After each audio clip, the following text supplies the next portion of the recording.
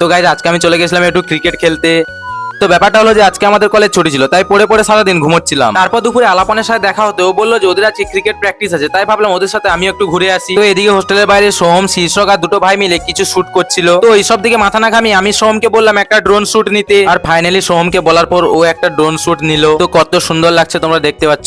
মানে আমি ড্রোন ভিউটার কথা বলছি, আমি তো এমনিতেও দেখতে খারাপ। তারপর আমি, আমান, সৌরভ আর আলাপন মিলে বেরিয়ে গেলাম ক্রিকেট গ্রাউন্ডের উদ্দেশ্যে। 5 মিনিট হাঁটার পর আমরা পৌঁছে যাই গ্রাউন্ডে। আর আজকে কিন্তু প্রচন্ড রোদ ছিল। এদিকে ব্যাটিং এর জন্য সবাই তৈরি হচ্ছিল। তারপর ধীরে ধীরে সবাই মিলে ব্যাটিং করা শুরু করলো। তারপর কিছুজন ব্যাটিং করে নেওয়ার পরেই সৌরভ আর আলাপন মিলে রেডি হলো ব্যাট করার জন্য। সত্যি বলতে আমার ডিউজ বলে খুব ভয় লাগে, তাই খেলি না, একটু ভিডিও করার জন্য এসেছি। বসে বসে ক্রিকেট খেলা দেখতেও খুব ভালো লাগে। আলাপন আর সৌরভের ব্যাট হয়ে যাওয়ার পর দুজনেই বল করতে লাগলো। আর আজকে আমার ফার্স্ট থেকেই শুধু বল করেই যাচ্ছিল। প্রায় 4টে থেকে 6টা পর্যন্ত খেলার মাঠে কাটানোর পর আমরা হোস্টেল ফিরছিলাম। তখনই দেখা হয়ে গেল শান্তনু আর সায়নদার সাথে ফুটবল খেলে হোস্টেল ফিরছিল। বাই বাই, আজকের ব্লগ এই পর্যন্ত। দেখা হচ্ছে নেক্সট ভিডিওতে। বাই।